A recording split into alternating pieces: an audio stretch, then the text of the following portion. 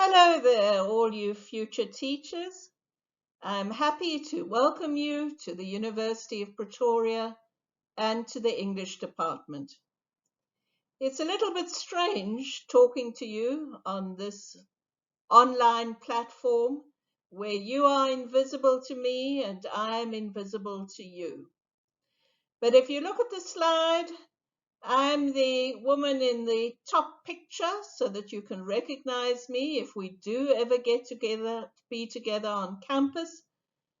And the man in the lower picture is Dr. Anthony Goedals, who is going to be your course coordinator for this semester and who will help you to sort out any difficulties that you have. I'm always happy to have future teachers in my department. And of course, those of you who are planning to be English teachers in the FET band are particularly dear to my heart because we usually like reading the same books and talking about the same things. I want today, though, to start by talking to those of you who don't want to be English teachers. Those of you who are going to be very useful teachers of maths in the high school, or who will be teaching foundation phase learners how to read and write. And the reason I want to talk to you is because sometimes when you're doing your compulsory English modules, you may find yourself thinking, why do I have to do this? Why do I have to know about poetry? And if you start feeling like this, it's going to make English quite difficult for you because our motivation really affects the way in which we progress. For that reason, before I talk specifically about your modules, I want to talk a little bit about why English matters, even for those of you who don't plan to be English teachers. Let's start with a couple of interesting facts. There are about 360 million people in the world who speak English as a first language. And the British Council believes that 25% of the world's population has some understanding of English.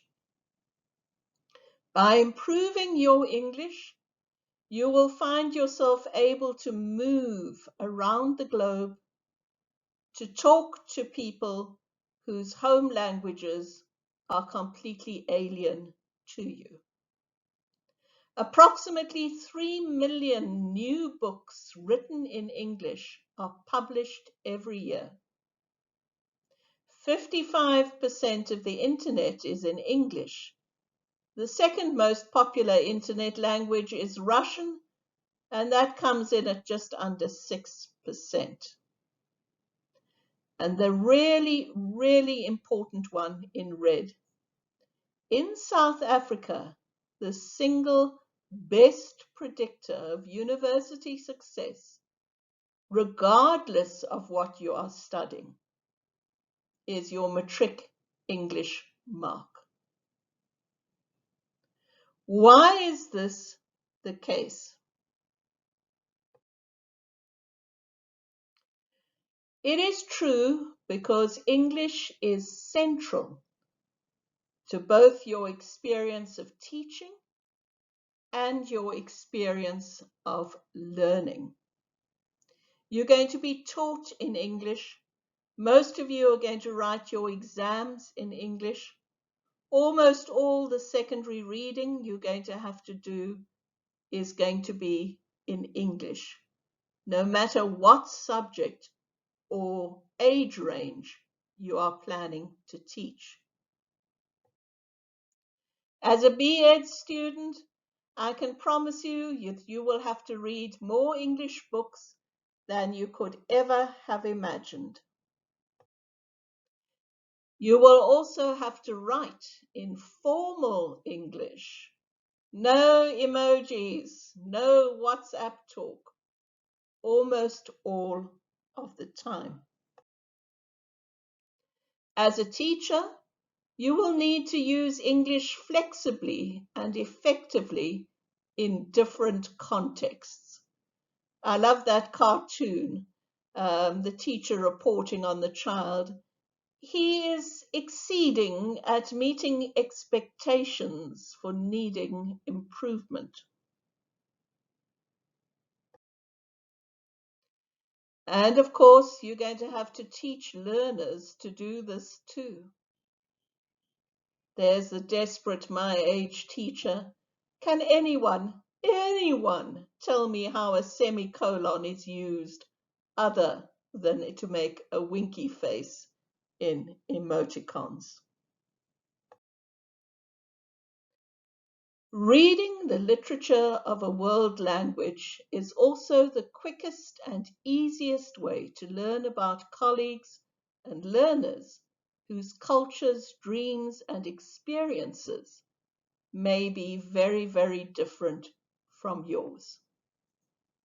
So by reading literature, you're going to broaden your perspective. By reading what may sometimes be difficult literature, you're going to be building your English fitness.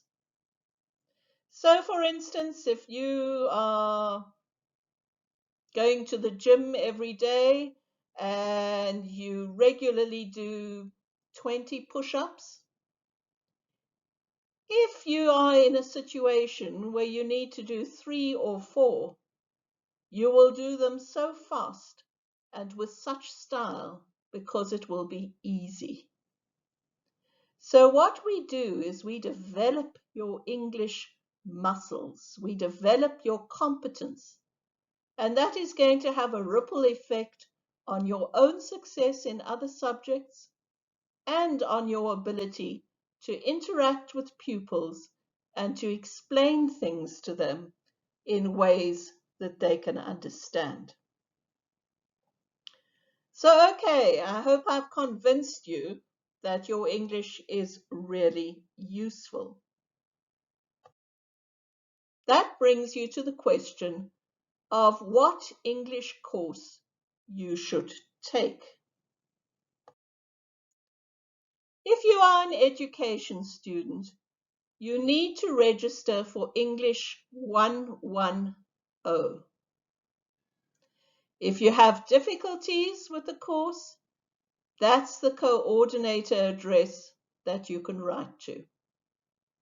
English 110 is taught in the first semester, examined in July, and it focuses on English literature written before 1900. So it's good for improving the formal English that will be used in your textbooks. There are 2 lectures every week, Tuesday at 9:30 and Thursday at 2:30 in the afternoon, and one very, very, very important practical on Fridays at 11:30. Improving your English is a bit like learning to ride a bicycle. You can get told how to do it, and that's what we'll do in the 2 lectures every week, and we'll give demonstrations. But nobody ever learned to ride a bike by simply watching somebody else do it. Your Friday practical is where you get to be in a small group, to talk about literature, to ask questions, and to practice riding that English bicycle for yourself. Please note that we have a tutor team. You'll learn more about them in a little while, but they are always ready to provide extra help on your campus or online. Don't leave it too late. If you're struggling, go to the tutors immediately.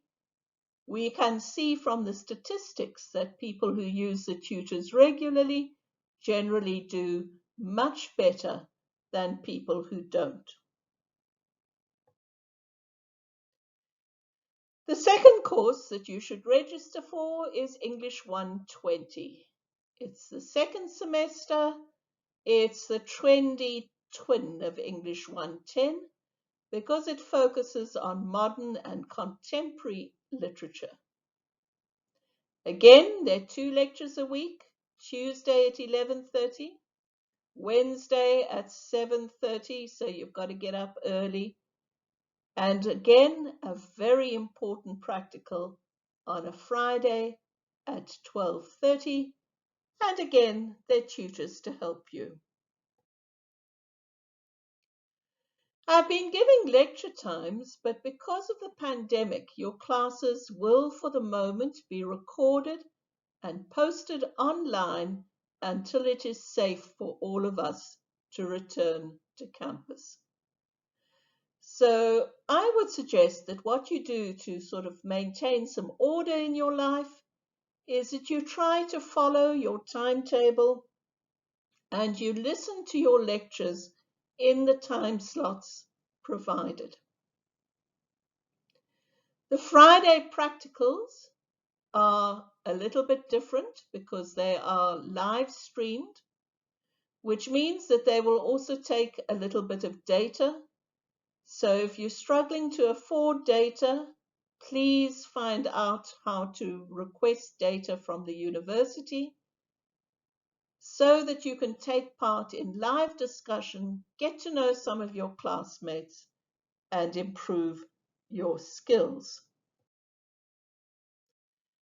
The English lectures start on the 15th of March, though in your case, the first lecture will be on the 16th for your campus, and your first voiced PowerPoint should be listened to then. Please read your books. As soon as you registered, you'll be able to see the book list on ClickUp. Listen to the lectures every week so you don't suddenly find that you've got to listen to 5 in a row before your first test. Do your weekly worksheets. These will be explained to you by your lecturers. We set short worksheets every week so that you can get some feedback and some practice. This is honestly the only way to succeed. As I mentioned, ClickUp will give you book lists, and you will also be able to see on ClickUp which practical group you need to go to. Please note that you must go to the group assigned to you and that your practical facilitator, who will get to know you over the semester, is the first person to go to if you have any problems with the course. If they can't help you, try the course coordinator, Dr. Goodals. In the unlikely event that he doesn't help you either, then and then only you can come to me. We're going to start with poetry. I'm going to be teaching you. So the first book you should try and get hold of is the Norton Anthology of Poetry. But once we've had our introductory sessions on poetry, you're going to move on to Shakespeare's Macbeth. So it might be a good idea to get started on that as well. Thank you. We really look forward to helping you become a more successful student and a more successful teacher. See you online soon, and a little while later, I hope certainly at some stage this year, to meet you all in person on the lovely Groenkloof campus. Bye for now.